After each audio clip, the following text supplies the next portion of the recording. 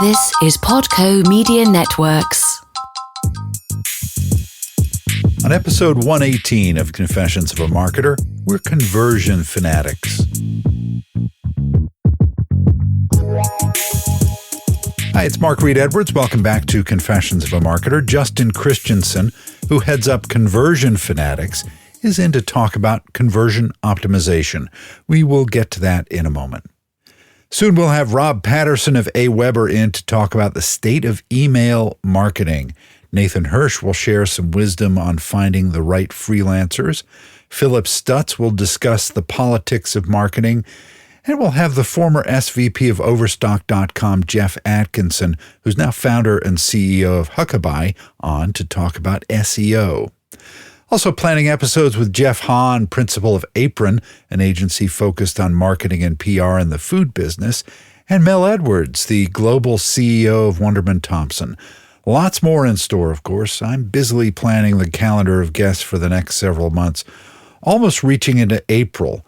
I think 2020 will be a banner year, so stay tuned.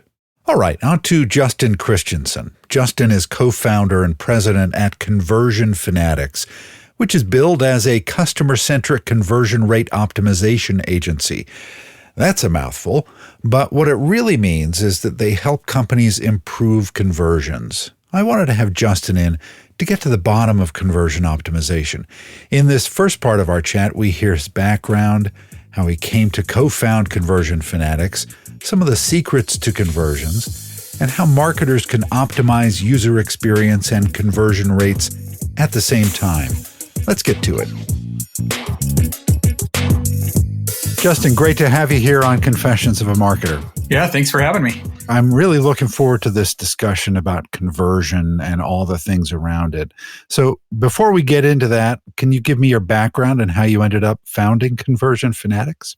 Yeah, well, I started in the direct response kind of digital marketing world way back in like 2002, somewhere in there, and kind of moved up the ranks through affiliate marketing, did a bunch of other things, and ended up being business partners on a company in the info publishing space. We grew that company to just shy of about 10 million in revenue. And I sold it back to my business partners back in 2009. And because of some of the information that I had published on split testing and implementation and all of those things, people asked me what I was going to do next. So I started a small consultancy, just me and a designer essentially, and then partnered up with a longtime friend of mine who was doing something similar, but he had a small team built out, had some processes in place. And that's kind of what Conversion Fanatics became after we originally thought about teaching it and nobody wanted to learn it. They just wanted us to do it for them.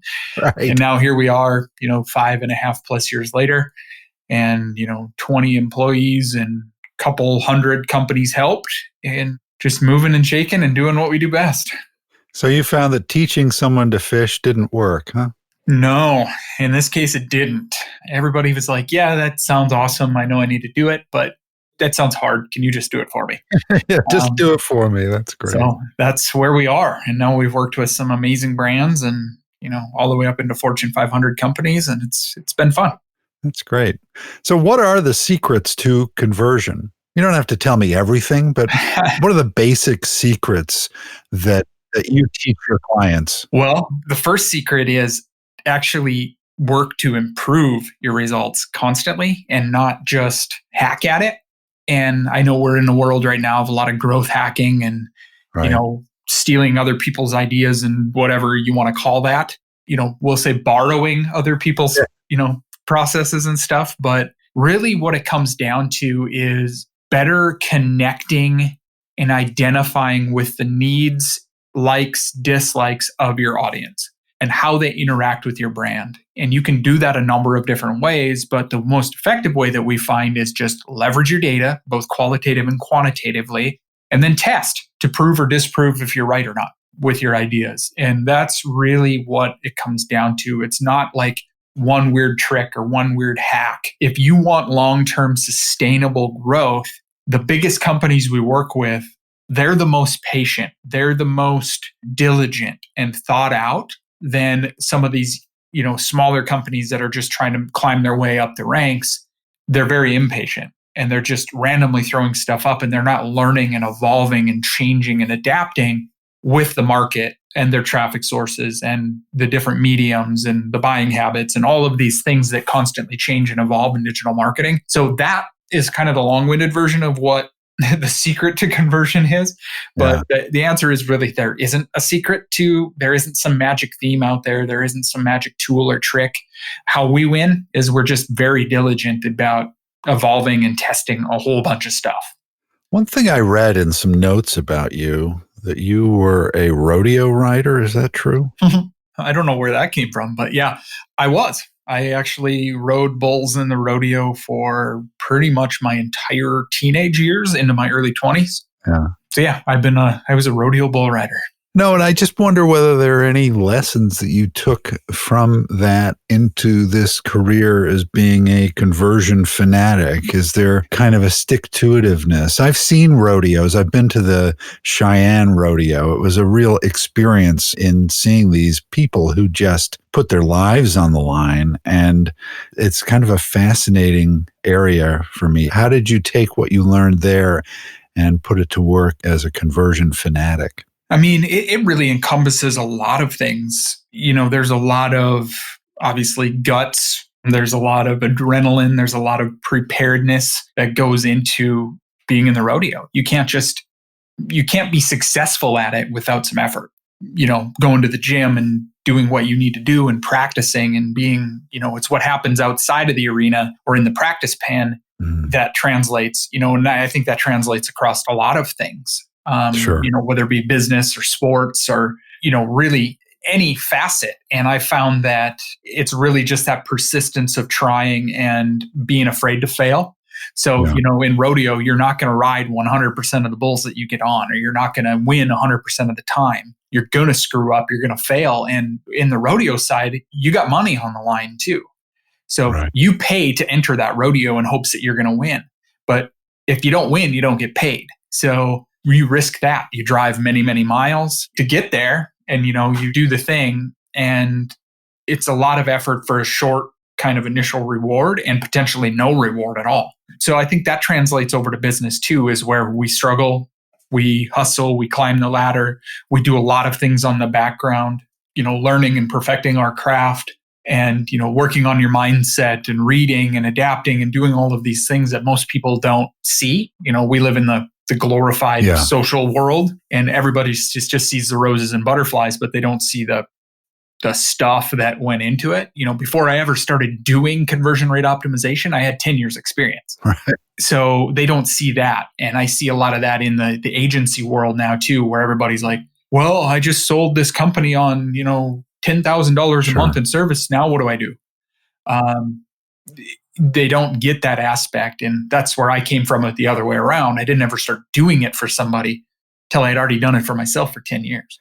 Back to the rodeo, which, as I said, fascinates me. There's kind of an unpredictability when you get on you can be really prepared, right? You can be in great shape and you could have done it thousands of times, but every ride is probably a little bit different, right? Or completely different. Completely different. I mean, that's the thing, is you're on a living, breathing animal. Yeah. And they could have, we always used to joke and say, you don't want to set a trap for the bull. So you knew that this bull, almost every time you've seen him, and in the rodeo world, it was a very small, we knew who the bulls were. We've seen them. Majority of the cases that the bull went out and he spun to the left. 10 out of 10 times that you've seen him, he spun to the left. Well, you set a trap in hopes that he's going to go to the left because that's his kind of MO. Yeah. That's the day he goes right. Yeah, exactly. So it's that unwillingness. And I remember getting on a bull. I'd been on the same bull, I think, over a 2-year period, 6 or 7 times. That's how the draw kind of fell. And I'd rode him the first 6 times and he bucked me off the 7th. Yeah. So, it could have a little bit different pattern that day. It could be the weather. It could be your mindset. It could be something is off, but it's never. And we kind of it's the saying that you take it jump for jump. Mm-hmm. And that's what you kind of got to do in business. You got to go with what you can control, and that's jump for jump. So they say ride a bull, jump for jump. Don't predict where it's going to go, but just take it one step at a time, essentially, is what that's saying. And again, I mean, it translates. But yeah, there are a lot of unpredictabilities, and you just got to do with what you can control and then just take it one step at a time. You're one of the few people who can actually say the cliche, "This is not my first rodeo," and it actually means something. Right. And I've been to thousands of them. I've been on the back of over 500 bulls. So yeah, it's definitely not my first rodeo. So let's get back to the subject at hand here. How can marketers optimize user experience and conversion rates at the same time? Well, I think they're one and the same. I think a lot of companies really get hung up on conversion rate as a hard, finite metric that they need to raise and lower. And they think that it's infinitely going to improve.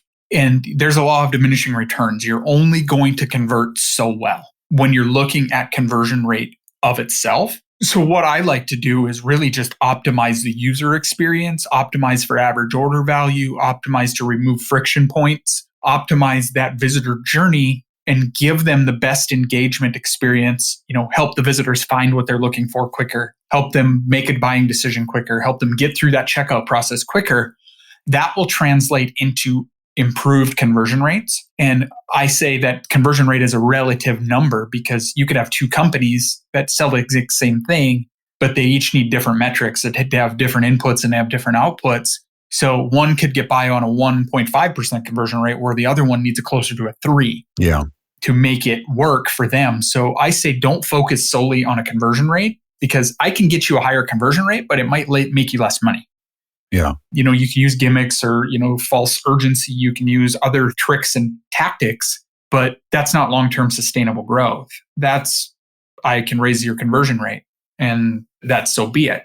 And people get so hung up on that. It's like, oh, so-and-so says they get a 3% conversion rate or, what's the average conversion rate for my industry? Well, there isn't one. So I really look at it from a holistic picture of user experience, user engagement, optimizing for those other metrics because, the better you can be at optimizing, your average order value and your cost per acquisition, which then that will directly translate to conversion rate. We helped a company scale 300% in 12 months. Wow. I'd like to say it was all us, but it wasn't. They have fantastic product. They have, fantastic internal marketing team and other resources, but their conversion rate stayed relatively the same. Even though we were seeing improvements, they were able to scale still because they were turning on more and more traffic channels and they were opening up floodgates and increasing budgets and doing all of those things, but they were doing it more effectively because we were better connecting with the audience along that journey. And the conversion rate, it might have dipped or fluctuated, but it didn't drop as dramatically as it probably could have or would have if they weren't optimizing and improving the store. Because when you pour more into the funnel, often even more leaks out. Yeah. I mean, like for one example, we had their conversion rate up to like 3% at one point, up from about a 2. And they turned on 70% more traffic in like 2 weeks. So they just blew everything up and all of a sudden more and more traffic was coming on. And we're not talking about a small site either. So 70% more is a lot. Yeah. And their conversion rate only dipped to 2.1. They were freaking out. They were like, oh, our conversion rate's tanked. And it's like, well, look at the bigger picture of things. Your conversion rate would have probably been a 1.5 if you would have done that without us optimizing to a 3. So you were able to scale and the conversion rate still relatively averaged out above, but now you've got all these more customers coming in the door and these new traffic channels that scaled profitably in only 2 weeks. All right, next time, Justin is back to tell us how marketers can make things more action-oriented, how A/B testing plays into everything, and we learn about his book. Coincidentally, it's called Conversion Fanatic, and what he's hoping to help people achieve. So stay with us.